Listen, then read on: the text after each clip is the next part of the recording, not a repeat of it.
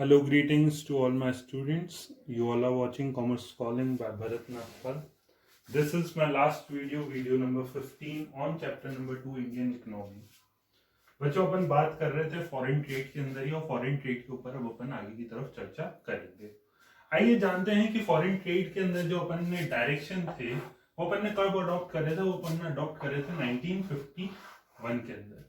1951 के अंदर ये जब अडॉप्ट करे तो बेसिकली था क्या कि अपन जो भी चीज थी जैसा कि मैंने आप लोगों को पढ़ाया था पहले वाले वीडियो के अंदर भी, जो ब्रिटिशर्स थे वो इंडिया की इकोनॉमी को स्टेगनेंट और बैकवर्ड छोड़ करके गए थे। तो अपन लोगों ने 1951 के अंदर एक ट्रेड पॉलिसी अडॉप्ट कर ली, फॉरेन ट्रेड पॉलिसी, जिसके तहत अपने काफी सारे जो फॉरेन कंट्रीज हैं वो पार्टनर बने, जिसके अंदर से यूएई है जिसको आप यूनाइटेड अरब एमिरेट्स कहते हैं, फिर उसके बाद में अपना चाइना है और उसके बाद में अपना अमेरिका है। ठीक है, ये सब जो है अपने क्या बन गए, ये अपने सब ट्रेडिंग पार्टनर बन गए, जिसके तहत अपन अपने जो भी व्यापार होता है वो अपन क्या करते हैं, शेयर करते हैं। आइए जानते हैं, क्योंकि ये जब अपन शेयर करते हैं तो जाहिर सी बात है जो अपने रिसोर्सेज हैं वो अपन लोग क्या कर रहे हैं, अपन एक्सपोर्ट कर रहे हैं। क्या कर रहे हैं, एक्सपोर्ट कर रहे हैं, और उनसे भी कोई चीज जो होती है वो अपन प्राप्त करते हैं, जिसको अपन इंपोर्ट बोलते हैं। ठीक है, एक्सपोर्ट और इंपोर्ट जो होता है, ठीक है ना, इस चीज को ही अपन क्या बोलते हैं, अपन फॉरेन ट्रेड बोलते हैं। ठीक है बच्चों, ये चीज अपन ने जान ली। इसके अंदर हुआ क्या कि एक अपन ने इनवर्ड ट्रेड पॉलिसी करके, स्ट्रेटेजी करके एक अपन ने बनाया, जिसके तहत होता क्या था कि जो भी चीज अगर इंडिया में अगर अवेलेबल अगर है तो उसको आप इस्तेमाल करें।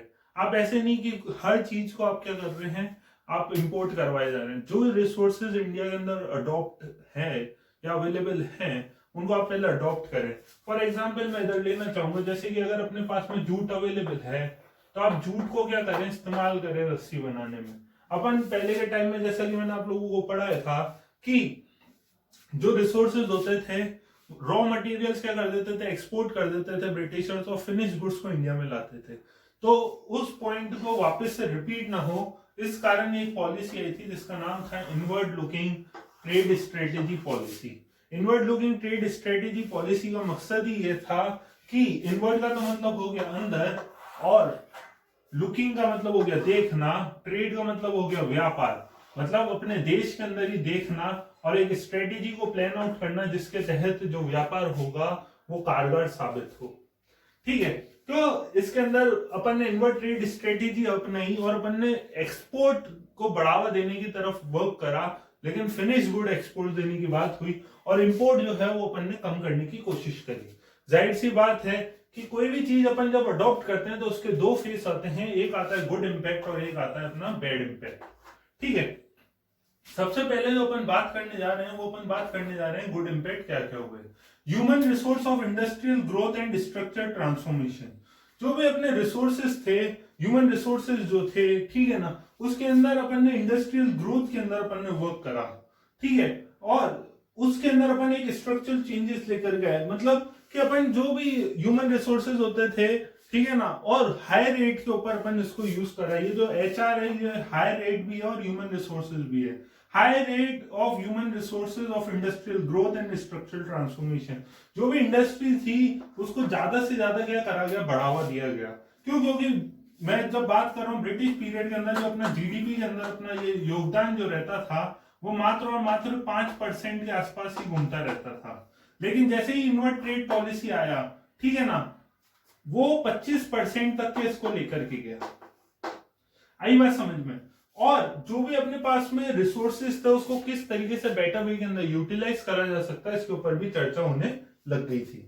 बात करते हैं अगले पॉइंट के अंदर, diversification of the industrial growth. Industry की जो ग्रोथ थी उसको डाइवर्सिफाई करा, मतलब कि बड़े लेवल पे ले जाने की कोशिश करी कि उसको अपन किस तरीके से अपन चेंजेस कर सकते हैं और उसको किस तरीके से अपन एक प्लान मैनर के अंदर एक अच्छी ग्रोथ के अंदर दिखाएं। बात करते हैं अगले पॉइंट के अंदर, अपॉर्चुनिटी ऑफ इन्वेस्टमेंट। बिल्कुल सही बात है कि जो भी अपॉर्चुनिटी होती थी इन्वेस्टमेंट की वो ज्यादा से ज्यादा इंडियंस को दी गई, और इनवर्ड ट्रेड पॉलिसी का मकसद ही ये था दोस्तों कि जो भी रिसोर्सेज है उसके अंदर आप इन्वेस्टमेंट करें और अपॉर्चुनिटी को इंडिया के लिए क्या करें, गेन कर सकें।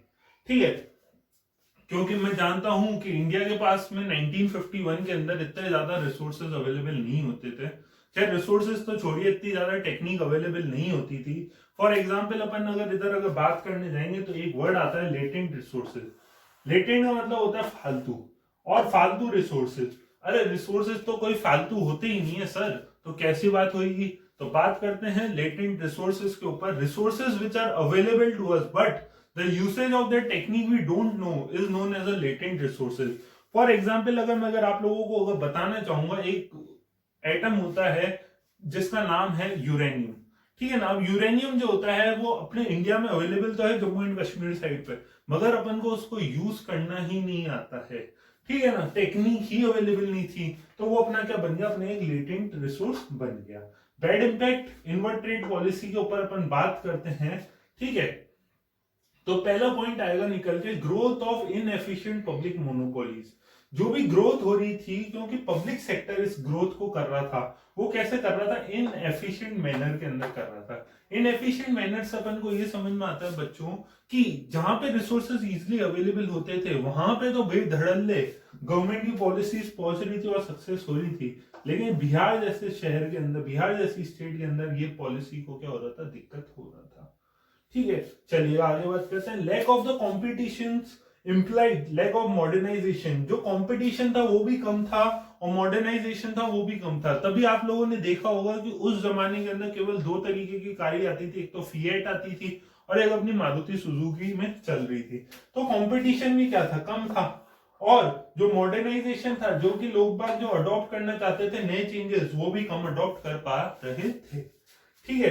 बात करते हैं थर्ड पॉइंट के अंदर, indiscriminate spread of the public sector enterprises. Exactly जो भी अपन स्प्रेड हो रहा था पब्लिक सेक्टर के अंदर, मतलब कि पब्लिक सेक्टर जितना भी डेवलप करना चाह रहा था वो इनडिस्क्रिमिनेट मैनर के अंदर चल रहा था, जिससे एंटरप्राइजेस को तो कम लाभ हो रहा था और गवर्नमेंट जो हो रही थी वो अपने हिसाब से ही रिसोर्सेज को यूटिलाइज करे जा रही थी, ठीक है ना। यहां पे आकर के अपना चैप्टर खत्म होता है, चैप्टर नंबर 2। अब बात करेंगे अपन चैप्टर नंबर 3 के ऊपर, लिबरलाइजेशन, प्राइवेटाइजेशन एंड ग्लोबलाइजेशन।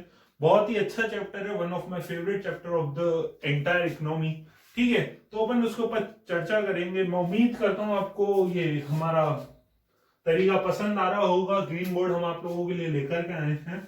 बेटा लॉकडाउन चल रहा है, यहाँ पे कर्फ्यू लगा हुआ है अजमेर शहर के अंदर, आप समझने की कोशिश करें। कोविड-19 के अंदर मेरी क्लासेस चल रही है ज्यादा से ज्यादा।